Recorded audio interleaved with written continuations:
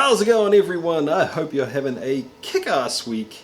This is the Birdwatchers, finally running through the still, and honestly the reason I haven't done it sooner is I was worried, I was scared about committing to 10 to 13 hours or something straight in front of the still as a guy with young kids and a day job and all of that sort of stuff.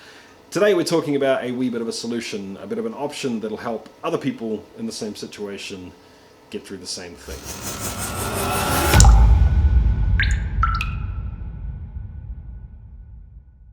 Welcome to Distiller, everyone. I'm Jesse and this is the channel all about chasing the craft of home distillation and making it a legitimate hobby. So if that's what you're into, guys, if you like making spirits, if the sight of that reflux there makes you a little wobbly at the knees, make sure you hit subscribe down below because this is the channel for you and I put out videos every week. Alright guys, I am really sorry that I haven't done this sooner, and I know that there's those of you out there that have been saying, enough with the whiskey, enough with the brown spirits, let's make something reflux again. And you're totally right, guys. You're totally right. I've been putting it off forever. I don't even know how long ago it was that I made this Birdwatchers. I hazard a guess it was probably when the beard was, down by my nipples somewhere. So probably quite some time ago. Anyway, team, like I said in the intro, the main reason that I haven't done it yet is that basically with young kids, with another job, with all the other crazy things in life going on, being able to go out to the shed and just say, do not interrupt me, I need 100% concentration out there for, at least 10 hours, maybe more like 12 or something, is absolute madness. I just found it really hard to fit that in. So sorry I haven't done that sooner, guys, but that is the reason. Now, I've been talking to a couple of you recently actually about this very problem, and I sort of realized, what's wrong with just splitting it up into multiple days? Run the still, turn it off, turn it back on again the next day.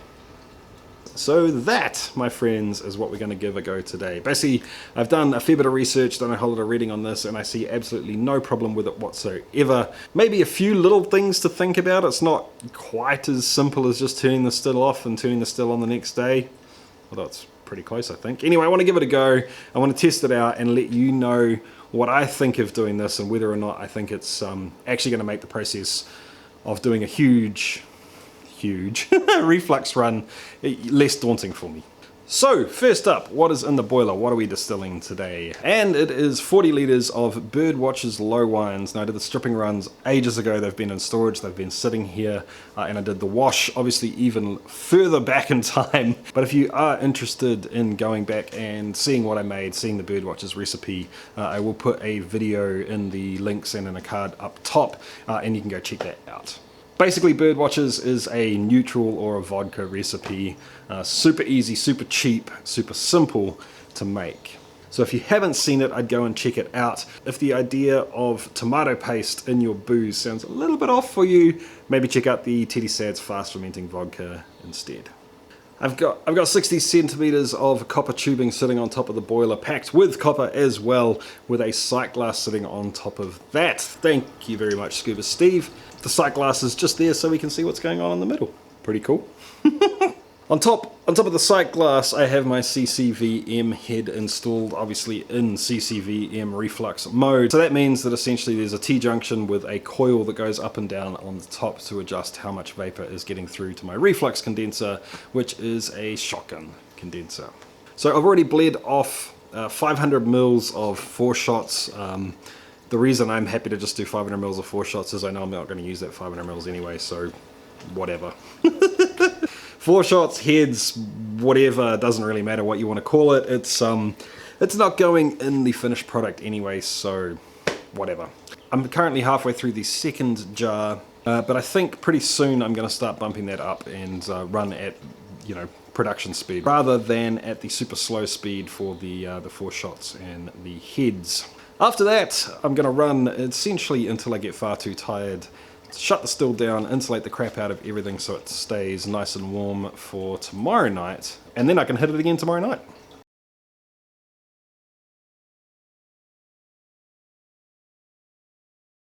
So those of you that know CCVM columns will know that you adjust the reflux ratio by adjusting the height of the coil up the top there, and I'm a little out of practice. That took me a while. That took me 5 or 6 goes to find a offtake speed that I am comfortable with for the actual collection part. I think we've got a little bit more heads to go, but then after that we're solidly into the run and we can settle in.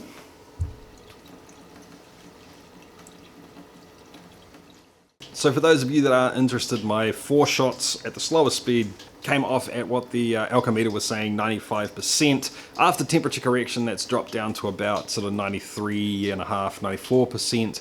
And then after adjusting the speed of the still for the you know, the speed that I'm going to be running at, it's dropped back down to about 93%.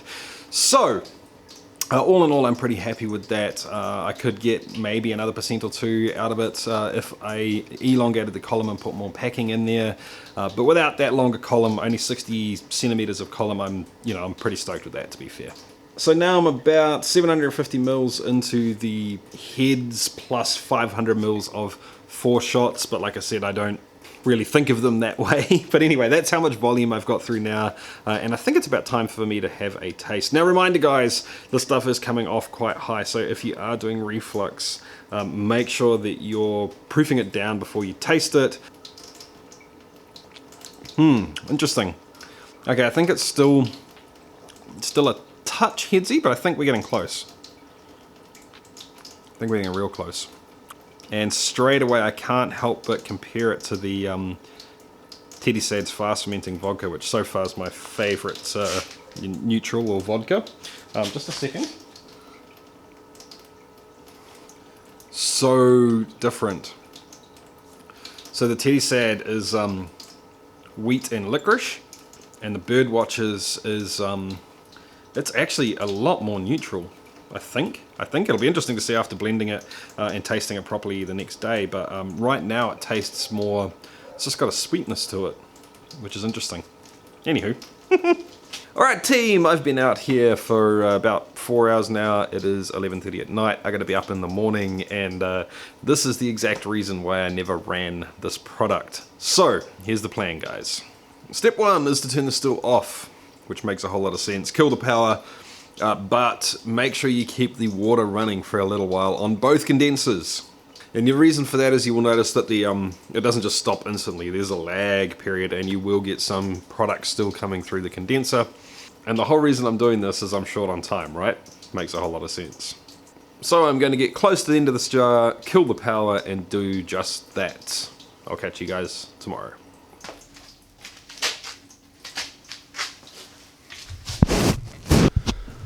Oh, we're back guys, it's tomorrow. This still only took about 20 minutes to heat up, which is excellent because it was pretty hot from last night still, and I've had the thing in full reflux for about half an hour now. Now the idea here guys is that even though we are doing reflux and it is a much more accurate distillation than a pot still, it's still not 100% accurate, meaning that we've got constant smearing going on all the way through the run. We're always going to have a little bit of hearts in the tails, a little bit of tails in the hearts, and a little bit of heads in the hearts and the tails as well. You get what I mean, right? So now that I've started up again, I'm going to put it into full reflux for just a little while. Honestly, I probably didn't need half an hour, probably 15 minutes would have done the trick. And once again, I'm going to bleed off a little bit of heads and then get back into the hearts again. Hopefully. Let's see how it goes. So anyway, let's pop that coil up a couple of notches, get a few drips coming off nice and slow, and we'll assess the spirit, see what it's like, and go from there.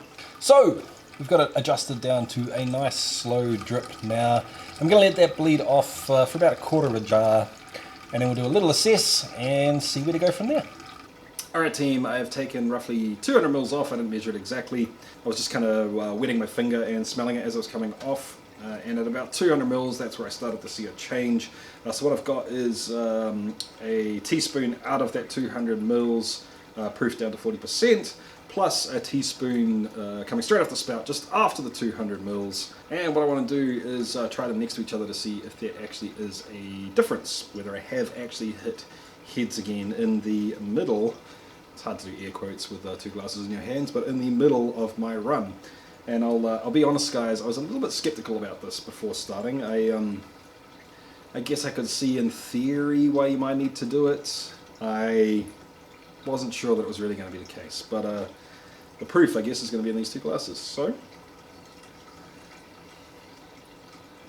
but before we get into that, team, I need to take 2 seconds out of the video to say a huge thank you to the Patreons and to apologize to you guys as well. I know there's a couple of Patreons that have been waiting for me to run this Birdwatchers for a long time, and I'm sorry about that, guys, I really am. But it's done now. But seriously, guys, all jokes aside, I thoroughly appreciate the support that you guys give the channel. It's pretty freaking awesome. It still blows my mind that anyone would sign up. So thanks heaps, guys, and I will be making an effort to get some more lenses up for you guys as well. If you don't know what Patreon is, check out the link here, or you can go to the description down below and find a link to check out what it's all about. Okay, okay, yeah. On smell alone, 100% there's a difference between these. It's nowhere near full-on heads, but it is definitely different. It's got that almost acrid, wet concrete smell to it, which is interesting. Prickly on the sides of the tongue and the back of the throat, just a little bit, not crazy bad, but it is there. Yeah, okay, whoa, whoa! Sometimes I do see things thrown around on forums, and my initial response is, that may be true in theory, or I can understand the theory, but does it really happen in practice? I often think like that, and sometimes I'm right, sometimes I'm wrong. Sometimes I'm probably wrong, but I think I'm right because I don't have the ability to really assess what's going on that well. But in this case, I 100% agree that it is worth bleeding or taking off some more heads nice and slowly. I can 100% taste the difference between those two. It's night and day. It's obvious that they're different, and it's obvious that just that 200 mils that I took off first wasn't that great. And when I was smelling it on my fingers, I thought I could perceive a change, but I thought that maybe it was just in my head. Tasting it confirms it, and for the sake of getting rid of another 200 mils, it's whatever. I'd rather get rid of that stuff, gain the ability to do this over multiple nights, and put a whole lot less stress on myself and the family, you know, disappearing up into the shed for 13 hours straight. So another tip, guys, I've heard that some people do this.